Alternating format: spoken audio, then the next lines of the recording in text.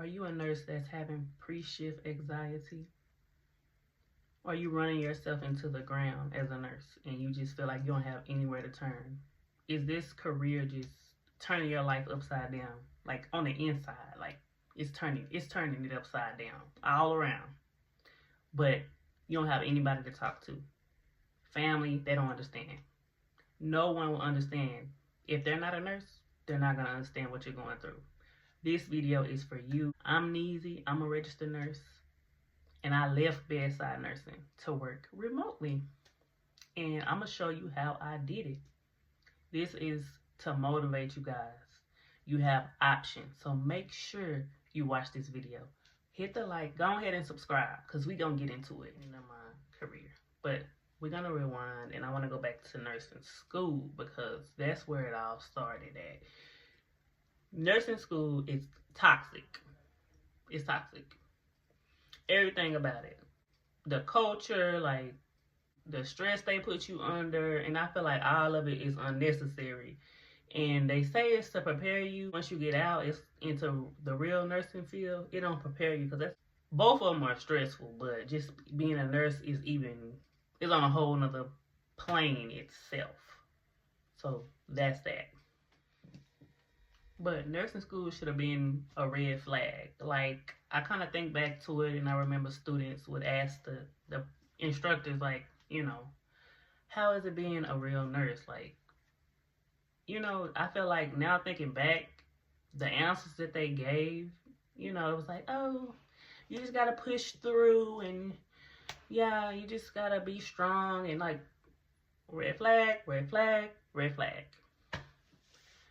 Like, damn, I gotta be strong in real life. Life can beat your ass every day, but then I gotta go to work and get my ass beat. But yeah, but nursing school should have been a red flag, like, of what the career was going to be like. Like, I went to nursing school during COVID, so they kind of didn't let us do much. So I really didn't know, like, how it was going to be. Like, maybe it's different for people outside of COVID, but for me, I had no freaking idea. And then I worked as a CNA, so being a CNA, like, it's totally different from being a nurse because the responsibilities are different. They're different. So when I became a nurse, I probably made it more stressful on myself because I came in with that CNA brain. So, like, I'm doing everything. I'm doing the CNA job. I'm doing the nurse job.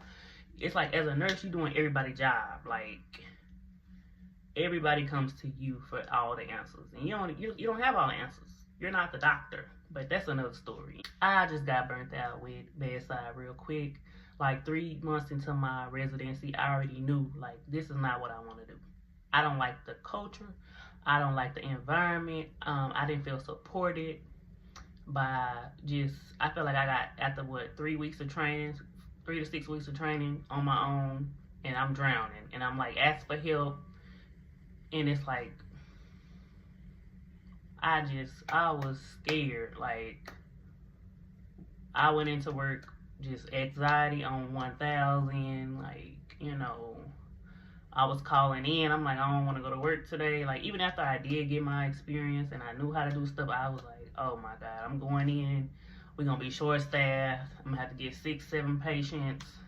It's a lot to juggle. I'm working nights. I'm doing my shifts back to back. And just to get it out the way so I can have my 4 days off in a row. But it took me down. It ran me into the ground. And I'm like, it took me into a depression. I gained, probably like 40 pounds. I don't know how, because I had no appetite. And then I would come home and I would eat a little bit and then sleep my days away, like my off days. But I just knew it was time for something different. And the whole time that I was working bedside, I was looking into remote because I'm like, I don't like this. And when I was looking into remote roles, they would be like minimum would say 1 year experience, but maximum would be like 5. And I'm like, dang, a lot of these posts 3 to 5 years experience. I only have 14 months, but I kept applying. I was motivated, and in my mind, I said, I can't deal with this bedside crap. I can't deal with it. It's not for me. So I was like, I kept applying. So in the meantime, I ended up getting a PRN clinic job at a psych clinic, and I got that, and it was a breath of fresh air. It got my feet wet, and I got to see something different outside of bedside. And once I did that, that was it. I was like, oh, it's a different life. I can live my soft girl nursing. Like, I could be a soft girl nurse, whatever they call it. Like, it's possible. So, kept applying, and I ended up getting an email from a recruiter for her insurance company as a clinical review nurse. End up getting a job, kill my interview, and the rest is history. Like, I've been doing it for almost 2 years now, and I just want to help other nurses. Like, you don't have to suffer. You don't have to work at the bedside for 5, 10, 15, 20 years and be like, I hate my life, I don't like my job, I'm like suffering. Like, you don't have to suffer. You can do something different. Look at me. Like, I'm proof that you can do it. So I'm helping nurses. I have a website. I post remote jobs. I post them within 24 hours of them being listed, because that's the window you want to make sure you apply within 24 to 48 hours. Your application won't be overlooked. So I'm going to link that below. It's free. Sign up, and so you can get the job posting. I'll send them to your email. And then when my job hires, because they hire a lot, you're going to get first dibs on that. So it's all about who you know. Now you know me. Like, subscribe.